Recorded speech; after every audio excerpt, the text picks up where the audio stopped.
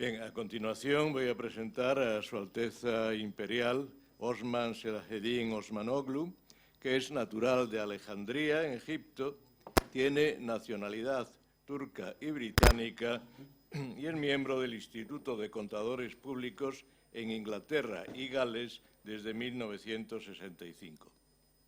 Es gerente financiero, controlador y director en las principales compañías multinacionales canadienses, estadounidenses y alemanas durante un periodo de 30 años con sede en el Reino Unido.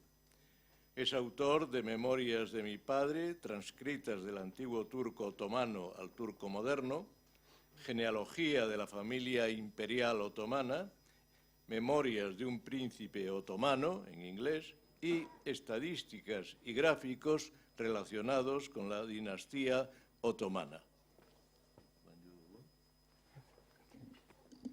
Well, good morning, everybody, distinguished guests. You'll be glad to hear that I shan't be speaking in my mother tongue, but in English. So I'm, unlike the previous speakers, I'm going to outline a brief history of the 7 centuries of Ottoman history in a short space of time. We don't have a tradition of this heraldry and in a pictorial form, so it'll be a verbal presentation.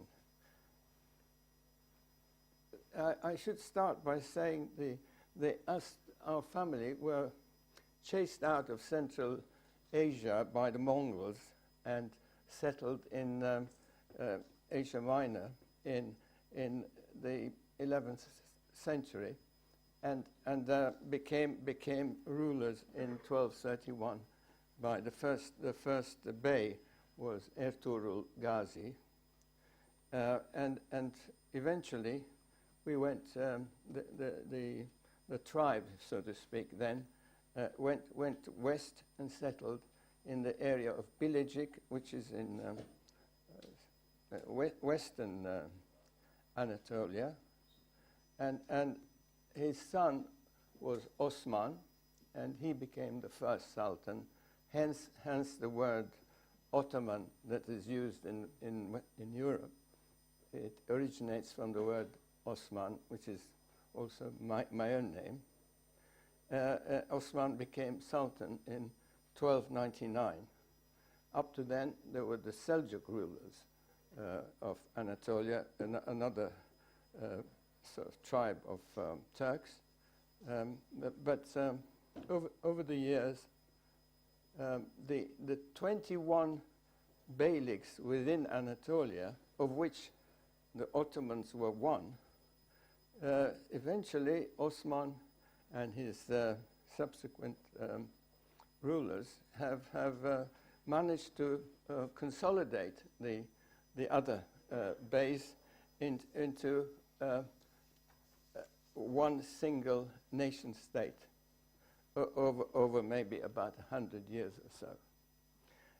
And as they were on the fringe of the Byzantine Empire, a lot of the other Turks who were fighting each other for trying to get power, they tended to consolidate their efforts towards our bey, or Osman, because he was on the border with Byzantium. So our philosophy was to, instead of us Turks fighting each other, you should come and join forces and fight Byzantium, which worked very well, and within a short space of time, Osman's son Orhan captured Bursa, and his son went on all the way to Kosovo and conquered certainly Greece and what is today Greece, Bulgaria, and parts of Serbia. And he died in the Battle of Kosovo, Murad I. In those days, the sultans were selected by ability rather than primogeniture. Osman, for example, was the third son of Ertugrul, but it was decided that he would be the better ruler rather than any of his two elder brothers. And this concept was continued so that it is not always the eldest son who became the sovereign, so to speak, but the most capable. And that proved to be a very wise decision, because the first 10 sultans were all really outstanding individuals. This system went on until 1617. So that was the 14th sultan, and the first 14 rulers were sons of the previous ruler, but not necessarily the eldest son. But in the meantime, there was Yavuz Sultan Selim, Selim I, who had conquered the Middle East within 8 years and became the Caliph of Islam. He assumed this title and mantle as being the most powerful Islamic ruler. So that entailed being Caliph, being a religious leader as well as a states ruler. In the 14th Sultan died at the age of 28, and his children were very small. And although they could be young sultans, it was deemed that it is not appropriate for a little boy to be a religious leader, and it would be somewhat farcical if he were to be. And yet they didn't want to split the function of sultan and caliph. So they changed the system from being father to son to being the eldest male descendant of Osman Ghazi. So all subsequent sultans are direct male descendants. If anyone was through the female line, they didn't count at all. They were not deemed to be of what we call Hanedan, which is the imperial family. So this rule change made a big difference because it resulted in sultans who were not necessarily good executives or fighters, and they tend to start ruling from the palace rather than on top of a horse at the head of the armies. That was possibly the beginning of our decline from 1600s onwards. But the apogee was probably at the time of Suleiman I, whom in Europe is known as Suleiman the Magnificent, and in Turkey is known as Kanuni Sultan Suleiman. Kanuni means lawgiver. So that was quite an eventful change, because up to then all laws were in accordance with Quranic law and Sharia law. But from about Suleiman the First changed that and laid down laws that he and his ministers deemed to be appropriate, even though some of them may have contradicted the Quranic spirit. So this made a big change, and to the way the caliphate, Ottoman Caliphate, was ruled as opposed to the previous caliphates that ruled, for example, here, the Fatimids, the Umayyads, Abbasids, etc. We were a lot more Western orientated compared to the previous Islamic rulers, because most of our empire, until Selim conquered the Middle East, was in Europe. In fact, it extended up to the gates of Vienna, and certainly the entire Balkans, even up to southern Poland. And it was an uninterrupted land empire. So at one point it extended to Yemen in the south, on the Indian Ocean, and to Algeria up to the borders of Morocco in the west. Now, in the meantime, the seventh Sultan, Mehmed II, had conquered Constantinople in 1453, and that sort of generated a situation that made the end of an era then, and the beginning of a new era, which affected a large part of the whole Middle East and Europe itself. But then, as time went on, like all empires, we declined gradually from the 17th century onwards to the 20th century. It was an age of decline, with numerous wars against Russia in the 1870s, against Italy in Libya, in the Balkans against the Balkan countries, and finally World War II, and so where we lost World War I, where we lost against the British, French, and Italians. Eventually, the state was bankrupt and defeated in 1918, and the Republican sort of elements formed a republic, and the family were exiled. But nevertheless, I think it lasted about 7 centuries, possibly more than any other dynasty, directly from the male line. Now, in the meantime, I'm now jumping into to the heraldic part. I have a little story to tell there. We didn't have heraldry, or in fact, we had all the beys that the Ottomans had taken under their control were our ancient families, and they still exist, but there's no such thing as titles.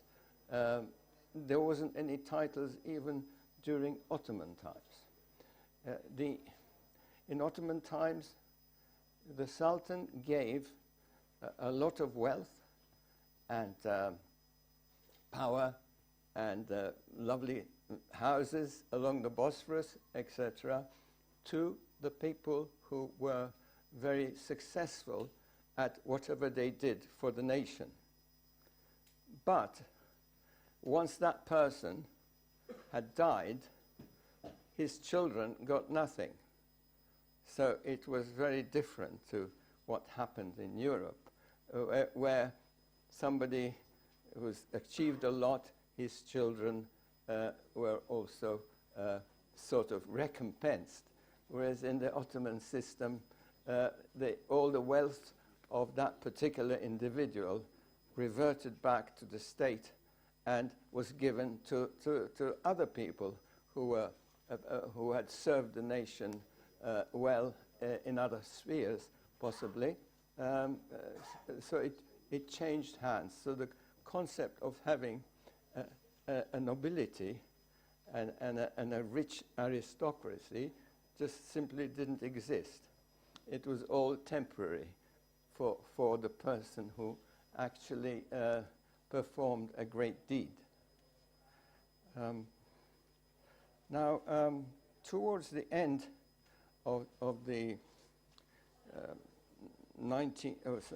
18th century, we became very westernized, and Sultan Abdulmejid I was in 1840, I think, was asked by Queen Victoria, this is where I come into heraldry, she said, I will award you the Order of the Garter, which is the most important order she had at her disposal at the time, I guess. And but then he accepted. But then when she asked for the heraldic order, we said, well, we don't have such a thing. There's nothing's been drawn up. We never did have anything pictorial to demonstrate our family. So at that point, the Queen Victoria said, well, she would ask her College of Arms to prepare one, and which she did, and it was sent to Istanbul, and Sultan Abdulmejid okayed it, maybe did a few minor adjustments, and it became our first herald, so to speak, the pictorial herald, and it is the one and only one that exists today. And as such, it, like all garter, like all people who receive the garter, it's hung up in the chapel of Windsor Castle today. And in fact, another one was hung because she also awarded the Queen Victoria, that is, to his brother Abdul Aziz, who also became the subsequent Sultan. So the two brothers, and he has the same one, so they have the same herald in Windsor Castle. So as far as heraldry is concerned, this is our only experience of heraldry. As an aside, I happened to, in the early 60s, been to the College of Arms where this was drawn up, and being working at the time for the firm of chartered accountants in the City of London, I was sent to the College of Arms to prepare their accounts and balance sheet. So I had that experience of that was my experience with heraldry at the time, and I went to 2 subsequent years. Now, to change the subject, because we haven't got much time, I should add that, again, contrary to European lifestyles, our protocol and precedence is very different. First of all, in protocol, number 1 person is the Sultan, and his wives do not go into protocol. I mean, we don't have the concept of queen. Obviously, we never did have a real queen by her own right, but there were always sultans. But their wives were not particularly important in protocol until such time as the subsequent monarch, or one of the subsequent monarchs' mother would be number 2 in the hierarchy. So the number 2 person in the hierarchy is the mother of the Sultan, not his wife, or the Crown Prince. So the Crown Prince is number 3. So that is an unusual thing. But very often the Sultan didn't have a surviving mother. By the time he was Sultan, the mother had died. So not all sultans had a mother to be alongside them. Now then, I'm jumping from one thing to another. A lot of now I'll get into marriages. Again, unlike Europe, in Europe, a lot of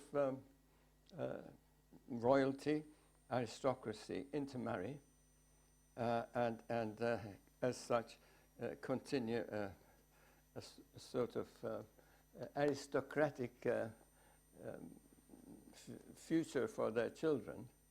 Whereas in our system, we hardly ever married into the aristocracy, and the wives of the princes were generally run-of-the-mill people. So until around the 20th century, very lately, some of the princes married some of our princesses from the same family, or such as my father. For example, I am descendant both from father's side and mother's side. My mother is the daughter of Sultan Mehmed V, Rashad, who was the 35th Sultan. My father is the grandson of Murad V, the 33rd Sultan, that is very unusual. But there has been some other members of the family who married into the Ottoman princesses. In fact, I'm looking, there's been 4. Similarly, some of the princesses married into other royal families, particularly Egyptian royal family, one to Jordanian royal family, but other than that, again, there has not been marriages into aristocracies in our sort of tradition, shall I say. I'll now get on to my third and final phase, for those who would be interested in what happened to us post-1924 when we were exiled. The whole family was exiled, a total of 155 people. Most of them were obviously the imperial princes, princesses, the husbands of the princesses and the wives of the princes, as well as the children of the princesses, who really were not princes and princesses. And this lasted for 28 years until 1952, when all but the imperial princes were allowed back to Turkey in 1952. And so that left only about 15 individuals who could still not go, including myself. And eventually, on the 50th anniversary of our exile, in 1974, we were allowed back to Turkey. So my father, for example, had left at age 21 and returned age 71. I went in, first time I went, I was in my 30s. Even my son, who was born in 1972, he couldn't go at the time he was born. So the exile lasted half a century for the princes. The life of those who were exiled were in some cases very comfortable, in some cases quite the opposite. They had terrible lives and had very great difficulties. So I mean, I could go on for a long time, but one of the interesting individuals I should mention, it was the grandson of Sultan Abdul Hamid, Abdul Karim, who had his eyes were, so if he looked, he had a Japanese, Chinese look about him from his ancestors, And the Japanese had identified him to become the Sultan of Central Asia. Well, I'm talking now about late 20s and early 30s.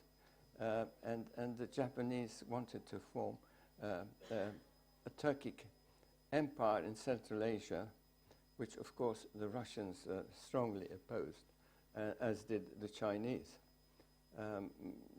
As you know, there are Turks who are extend from Western China all the way up to the Balkans. There's numerous countries today where Turkish is spoken as the mother tongue, and so the Japs had wanted to consolidate that and use that person as their man in Asia, so to speak. But the other powers got together and put an end to that by assassinating that particular individual in New York.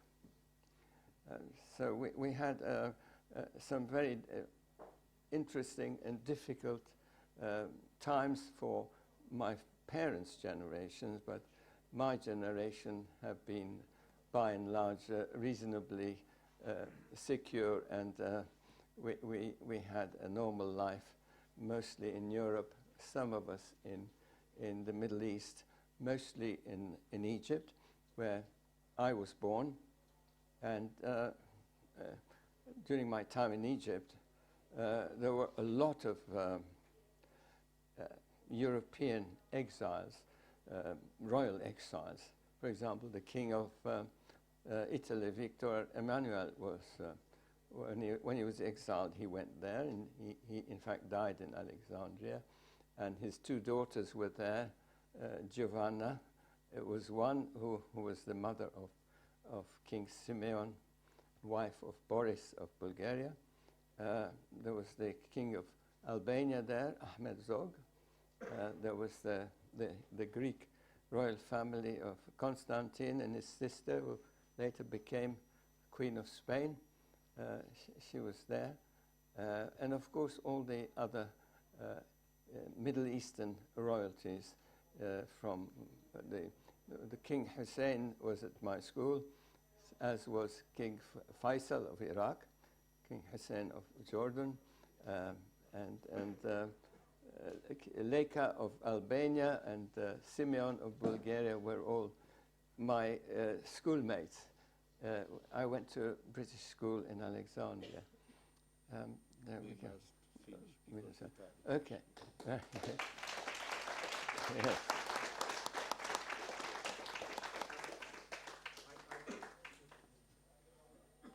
Yes? I was going to say, I took the liberty of Googling yes. the arms of...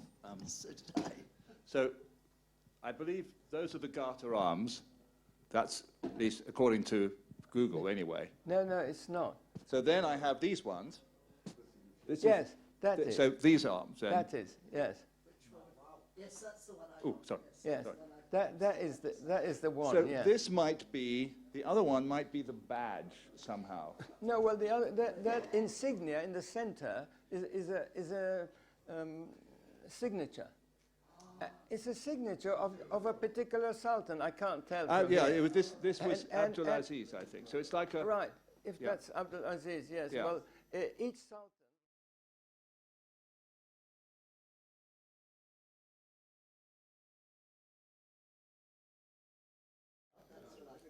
Anyway, there we are. I would... Huh? Yes. May I ask a question? Yes. Yeah, do you use this coat of arms yourself? No, but or was it exclusive to the Sultan? No, I don't. But the whole of Turkey does. I know the whole of. I understand that. I understand that. But I'm saying, yes, I know. But I'm saying, do you personally well, use I do them. have, You do. have one in my homes, yes. Okay. But- I was but- just but curious because it it's the seems same, I it's know, even, but- stuck in shops now. Right, I know. So, which is rather nice. It means they love us. I'm sorry, but we have finished because the Don Pedro is coming. Yeah. Okay. Thank you very much. Yeah.